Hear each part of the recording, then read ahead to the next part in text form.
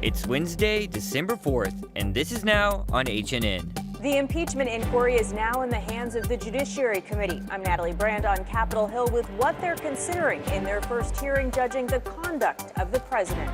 In addition to vaccinations, they need intensive care support. Dozens of Hawaii healthcare providers are heading to Samoa to help combat the measles outbreak that has already killed 60 people. And we're following developing news from the Philippines, where the death toll from a powerful typhoon continues to climb.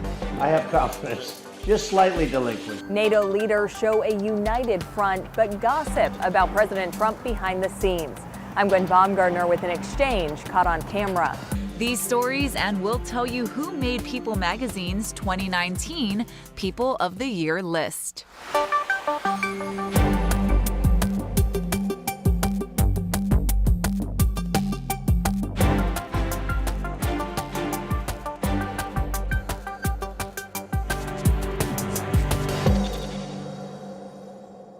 We begin with this news flash and new video just into our newsroom. President Trump has departed London to make his way back to Washington. He waved and gave a thumbs up, as you see there, as he boarded Air Force One. The NATO summit has wrapped up in London with a mix of business and bickering. Yep, that's right. Aloha, everyone. Ashley here with producer Jonathan. And President Trump went after more U.S. allies in the final days of talks. Gwen Baumgartner reports from London. Leaders from NATO's 29 member countries stood united for a traditional family photo. President Trump touted progress made during the summit. It's been very successful today, and there's great spirit. But awkward moments between the president and close U.S. allies during 2 days of talks hinted deeper divisions. President Trump chastised Canadian Prime Minister Justin Trudeau for his country's contribution to NATO. I have confidence, just slightly delinquent. President Trump's tense interactions with NATO allies have led to some drama behind the scenes, too, including here at Buckingham Palace Tuesday night.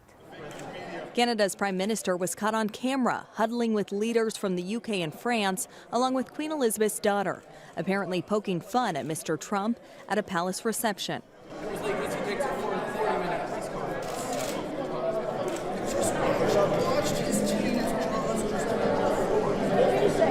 President Trump responded to the gossip. Well, he's two-faced. The president said Trudeau was probably upset after their public exchange over Canada not paying enough. So I called him out on that, and I'm sure he wasn't happy about it, but that's the way it is. President Trump's remarks came during a one-on-one with Germany's chancellor to discuss trade between the U.S. and Europe. After that, the president called off his final press conference, an abrupt ending to a summit sometimes filled with more spitefulness than substance. Gwen Baumgartner, CBS News, London. And for our audio-only listeners, those of you listening on podcast and not on our Facebook Live feed, you might have had a little trouble listening to and hearing exactly what Trudeau had to say. Right. So the Canadian Prime Minister, he first kind of made a statement about President Trump's press conference and the length of it, and that's why he was late. And you also saw him laugh with world leaders and say you saw Trump's team's jaws drop to the floor. Trudeau later explained that he was making reference to news that the G7 summit would be held at Camp David. Pretty interesting over there in Europe. Yep. All right, let's take you over to Washington. Here in the Digital Center, we have the resources to take you to different live locations. We're going to peek into the judiciary hearings that are underway right now at the Capitol, and we have a big update regarding that. Yep, the House Judiciary Committee heard from 4 legal experts weighing the constitutionality of impeaching President Trump. Democrats are also debating whether to include an obstruction of justice charge. Now, 3 of the 4 experts support Democrats' claims, while the 4th, who was called by Republicans, warned the proceedings are being rushed for no reason and may lack sufficient evidence. This report comes from Natalie Brand. If what we're talking about is not impeachable, then nothing is impeachable. The House Judiciary Committee questioned 4 law professors to discuss whether President Trump's actions rise to the level of an impeachable offense. The president's pattern of behavior becomes clear. President Trump welcomed foreign interference in the 2016 election. He demanded it for the 2020 election. The 3 legal experts called by Democrats backed impeachment.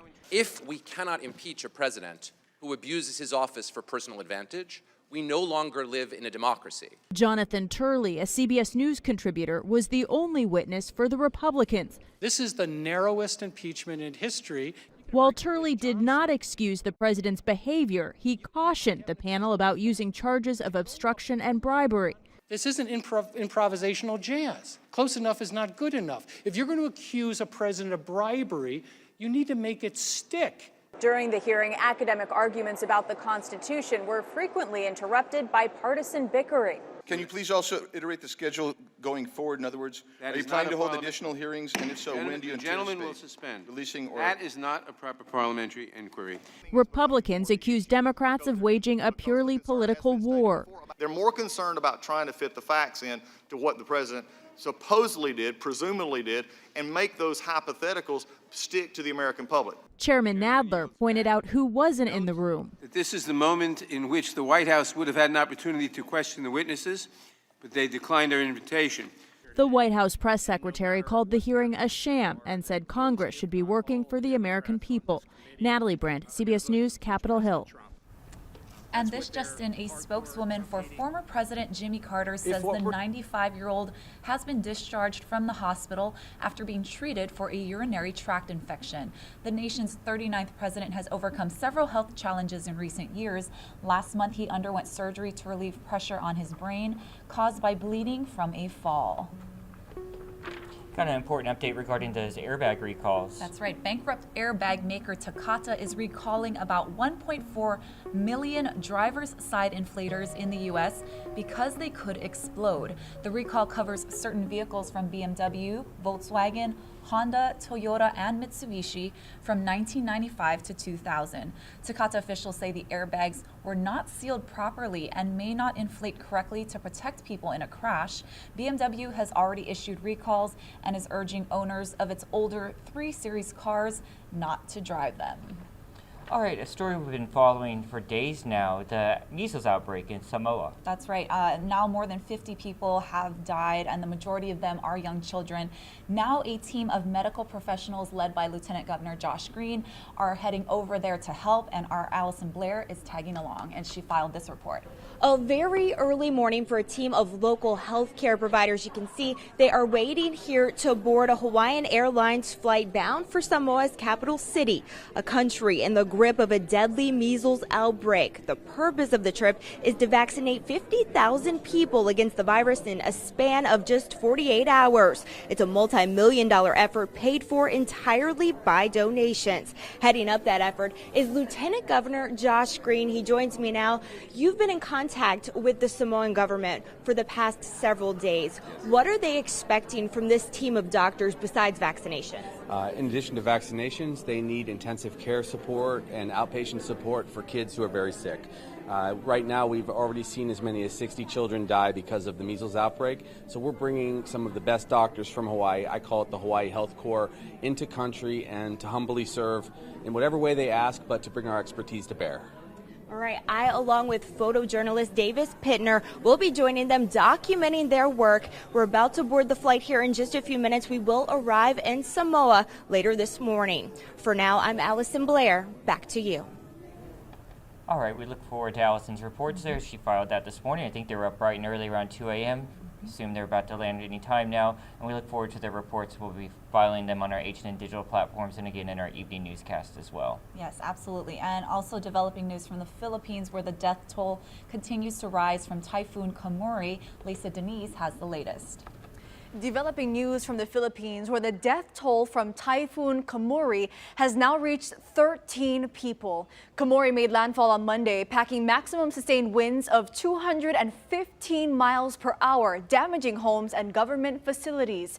Torrential rain prompting flooding and forcing officials to shut down the international airport. 5 people were reported dead in the Bicol region. 5 more were killed in a region south of Manila. And according to a local news agency, 3 people were reported dead in 2 provinces in the north and central Philippines. A mandatory evacuation was issued for approximately 345,000 people.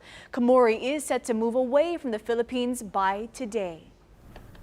All right, we're going to take another look outside through one of our live windows here in the Digital Center. We're looking at town. We're looking towards Diamond Head there, a few clouds in the sky. I feel like every morning I've been waking up to gloom, but it clears up by the time I'm at work, of course.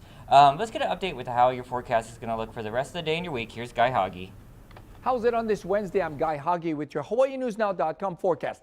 This big juicy disturbance heading over the state. Cloudy skies already for Kauai and Oahu, and those clouds will be streaming down for the rest of the state through the day. Now, we're not going to see a whole lot of rain until maybe sometime tomorrow night. That's according to the forecast models. So Thursday night through Friday, we're expecting more scattered showers. Some of them could even be heavy, but on Saturday, things will really clear up and we're going to see a fairly dry weekend with some light variable winds. Now, as far as the surf, it's on the way down, but another pretty good size swell, maybe advisory level swell coming in from the northeast is due in tomorrow and Friday, and that could trigger those advisories again. Otherwise, we get head high or below today. So again, increasing clouds, increasing showers tomorrow night and Friday. Friday looks especially wet, but on Saturday, as variable winds take over, drier conditions take over as well.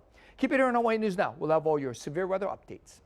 Thanks, Guy. And to sports now, UH head football coach Nick Rolovich has been named the Mountain West Coach of the Year after leading the Rainbow Warriors to their first conference championship appearance since joining the league in 2012.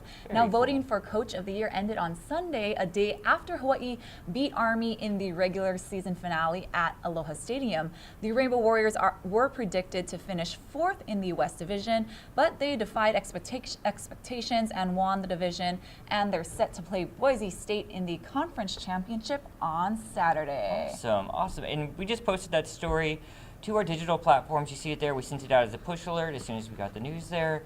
Read up on it if you want to read more about it. We have it again on all our digital platforms. It's also on our Facebook feed right under this post you're watching right here.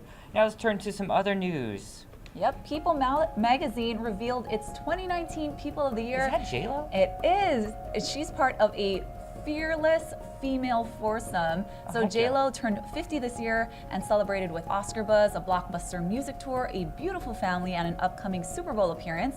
Jennifer Aniston co-produced a movie for Apple TV called The Morning Show, and critics are calling it one of her best performances of her career. Former First Lady Michelle Obama became the best-selling memoirist of all time. Wow. The audio version of her book was nominated for a Grammy, and she's also been named Most Admired Woman in the World. And T-Swift Tay-Tay stood up to protect her creative rights, and her album Lover is 2019's best-selling record, and it did that in just a week. Yeah, girl power. I love that. That's very cool. But I have to say, that does not look like J-Lo. I did not even recognize her there. She's a little hidden by all the twill and... And I have one thing about this list. I'm going to say it because I know she has a lot of fans out there, but Jennifer Aniston, I know she's had a huge blockbuster successes this year, but you see that movie she produced, Dumpling, on Netflix? Oh. And I said I was a Dolly fan, but that movie, not my favorite, y'all. I did not see it. Not my favorite. I'm not missing much. Don't. Some people like it. Throwing remote controls over here. Some people like it, some not so much. I'm on the not so much list. Okay, I'm going to shut up before I get in trouble. All right, moving on. Baby Yoda. Oh, have you seen Mandalorian? No, but it's on my list. I haven't even downloaded Disney. Apple Plus? Or Disney Plus. Oh, yeah, Disney Plus. Yeah. That's right. Yeah. But he's so cute. It's memes. He's the meme. He's more memes about this guy than Guy Hoggy. That's true. So if you don't know who Baby Yoda is, it's a character from The Mandalorian, which is a new Star Wars series that's currently streaming, and fans are going crazy for him. So the character's official name is actually The Child, and it hasn't actually been revealed yet if he is related to the original Yoda. So I see a resemblance. Sure. I know, yeah. But anyway, the Disney's online store is now accepting orders for new toys featuring Baby Yoda, but don't expect to get them for Christmas or anything because the products won't be shipped until spring. And fans are wondering why toys featuring the new Star Wars character weren't made available sooner. But the series creator says he wanted Baby Yoda to be a surprise, so he couldn't risk any leaks that could come from merchandising lead times. Have you watched that Toys That Made Us documentary on Netflix? I have not. Oh, this has got that screaming all over. It's really cool. They talk about the history of all our favorite toys, My Little Ponies, Star Wars toys, Star Treks. this is going to be on there in the years to come. Okay, cool. But someone got his hands on one, right? Yeah, so that's The Rock. He's getting in on the hype. He posted this on Instagram, a picture of himself skin to skin holding Baby Yoda and saying he can't wait to bring this little nugget home to meet his brother, Kevin Hart. The picture is actually an edited version of a photo when his youngest daughter was born last year, and he even had the hashtag, I am your father. Very cute. I'm a fan of Baby Yoda, and I definitely need to see it. See him in action there. We're going to switch gears a little bit. We're talking about history of Apple and some big bucks being shelled out for some what looks like a piece of junk, really. I know, you would think so. We're too young to remember when this came out, but... You know, you say I totally remember the green screen Apple, Oregon Trail, Carmen Sandiego. Oh, well, yeah, those, but the original... Oh, no, that's a little bit before my time. So in 1984, Apple launched the groundbreaking Macintosh computer. It was like 9-inch screen. I think it cost like $2,500 or something, but it was just like this huge step in the digital age. But today, an early prototype sold at a New York auction for $120,000. And Lisa Mateo tells us why Apple's late CEO, Steve Jobs, actually wanted it destroyed. It barely resembles the Apple computers of today, but technology experts say this is the machine that revolutionized personal computing. I think they all knew that they were working on something that would, sort of make a real change in the world. Adam Stackhouse is a senior specialist at Bonham's Auction House, which just sold this prototype of the original 1984 Macintosh. Only 2 of these are known to exist. This one still works and has the signatures of the developers, including Apple's late CEO, Steve Jobs, molded inside. But it had a fatal flaw. The problem with the Macintosh prototype was this disk drive.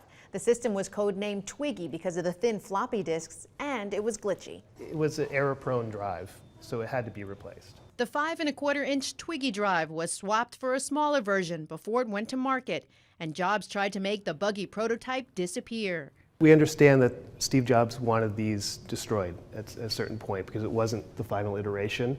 It wasn't what he wanted to come to market. He didn't really want to see everybody to see his sort of, journey toward the final piece. While the Macintosh is the star of Bonham's History of Science and Technology sale, another highlight is this rare 1976 Apple I with the original manuals and circuit board. This one was signed by Steve Wozniak up here. They may be light years behind today's computers, but they're the building blocks of the digital age and pieces of American history. Lisa Mateo, CBS News, New York.